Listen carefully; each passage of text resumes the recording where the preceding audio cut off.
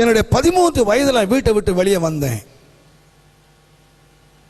என்னுடைய 21 வயது வரைக்கும் பயங்கர துன்மார்க்கனாக நான் ஜீவித்தேன்.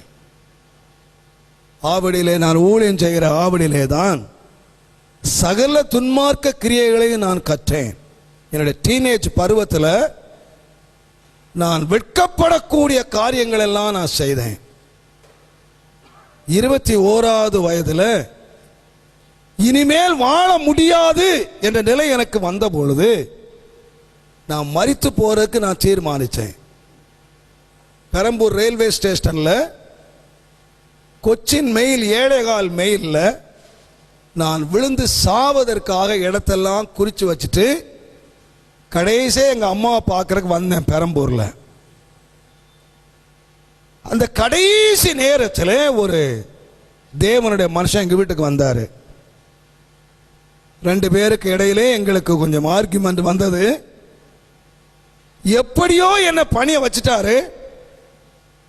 நான் ஆலயத்துக்கு புறப்பட்டேன். 7:15 மணிக்கு சாகிறத விட்டுட்டு 10:15 பெங்களூர் மெயில்ல சாகலாம் என்று என் நேரத்துக்கு நானே ஒரு நேரம் தள்ளி வச்சுட்டு எத்தனை மணிக்கு மீட்டிங் முடியும்னு கேட்டேன். 8:30 மணிக்கு முடியும்னு சொன்னார். சரி 10:30 மணிக்கு தான் மெயில், பெங்களூர் சாவலாம், அன்றைக்கு செத்துறணுங்கிற முடிவோட வந்தேன்.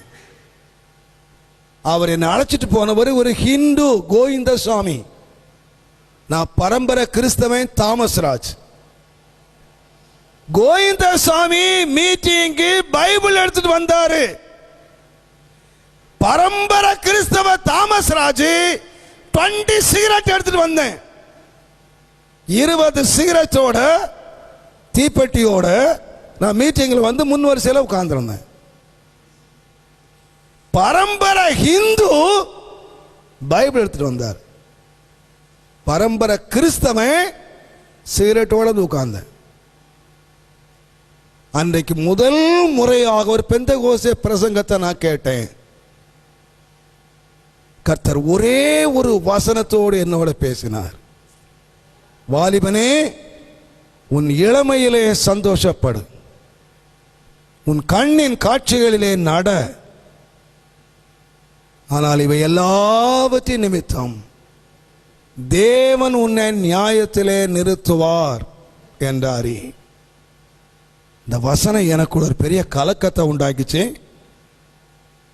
ஒரு தீர்மானத்துக்குள்ள கொண்டு வந்தது. அந்த சர்ச்சு வாசல்லையே அந்த சிகரெட்டை பிச்சு எறிஞ்சேன். வீட்டில் போய் கதறி அழுதேன். ஆண்டவரே, நான் ஒரு பாவி, எனக்கு மன்னியும். தேவனுடைய பாதத்தில் விழுந்து நான் கதறி அழுதேன். முடிவு என்ன தெரியுமா? அன்றைக்கு வந்தவங்க எத்தனை பேருக்கு அன்றைக்குள்ள பிரசங்கம் பிரயோஜனமா இருந்ததோ இல்லையோ எனக்கு தெரியாது. பட் இன்றைக்கு 47 வருஷங்களாக அந்த வசனம் என் வாழ்க்கையில பலனை கொடுத்து ஒரு அக்கிரமக்காரன், ஒரு பொறுக்கியாக இருந்த என்னுடைய வாழ்க்கையை இன்றைக்கு ஊழியக்காரனாய் நிறுத்தி இருக்கிற ஒரு காரணம் என்னவென்று கேட்டால், அந்த வசனத்தை நான் கேட்டுட்டு போல, அந்த வசனத்தை கேட்டு நான் தாழ விழுந்தேன், என்னை அர்ப்பணிச்சேன். ஆண்டவரே என்று சொல்லி கண்ணீர் வடிச்சேன். அதே அனுபவத்தை 47 ஆண்டுகளாக இன்றைக்கும் நான் வச்சிருக்கிறேன். அன்றைக்கு வசனத்தை கேட்டு அழுதது மாத்திரம் அல்ல, இன்றைக்கும் தேவனுடைய வசனத்துக்கு முன்பதாக என்னை தாழ்த்தி, என்னை கதறி, தேவனுடைய பாதங்களை பற்றி கொண்டு மணிக்கணக்காய் தேவனுடைய சமூகத்திலே நான் விழுகிற பாக்கியத்தை தேவன் எனக்கு கிருபையாய் தந்திருக்கிறார். அதனுடைய முடிவு, நான் ஒரு படிக்காத மனுஷன், மிக துன்மார்க்கமாய் வாழ்ந்த ஒரு மனுஷன், இன்றைக்கு அநேக ஆயிரங்களுக்கு நான் ஆசீர்வாதமா இருக்கிறேன்.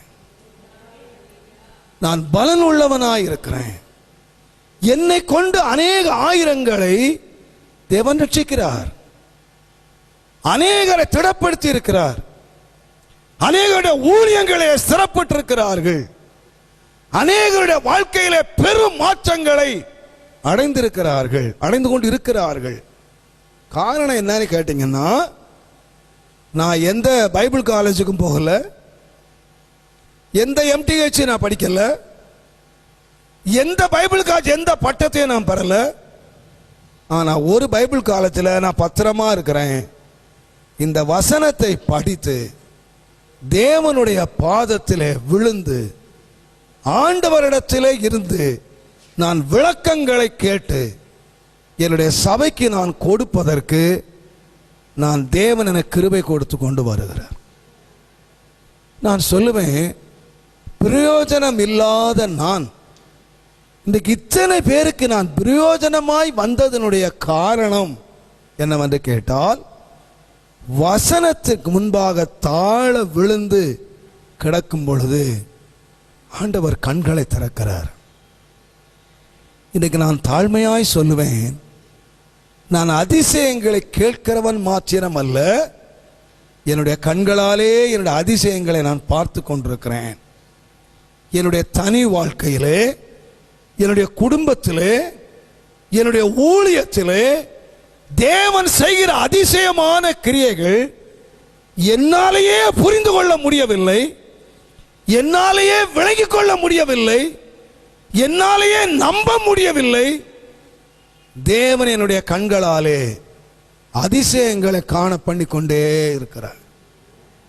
இது எங்கே இருந்து வந்தது என்று கேட்டால், வேத வசனத்துக்கு முன்பதாக நாம் தாழ விழும்போது கர்த்தர் என்ன செய்யணும்னு கேட்டீங்கன்னா, நாம் தாழ விழுகிற அனுபவம் இல்லாமல் வசனத்தை என்னதான் கேட்டாலும் சரி, என்னதான் பிரசங்கிச்சாலும் சரி, எவ்வளவு அறிஞ்சு வச்சிருந்தாலும் சரி, நாம எப்பொழுது வசனத்தினால் பலனடைவோம் என்று சொன்னால் நாம் ஆண்டவர் பாதத்தில் விழுங்குறவங்களா இருக்கணும்.